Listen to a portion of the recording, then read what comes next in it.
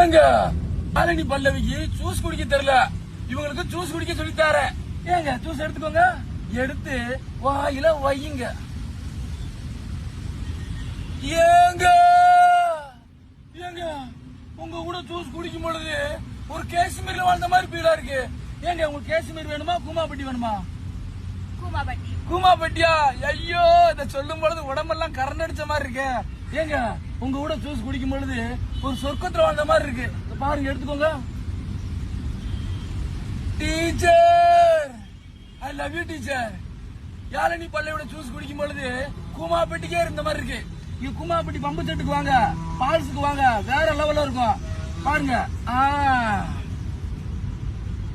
ஐயோ தமிழ்நாட்டு மக்களே, கூமாப்பட்டி வாங்க, குதூகலமா போங்க.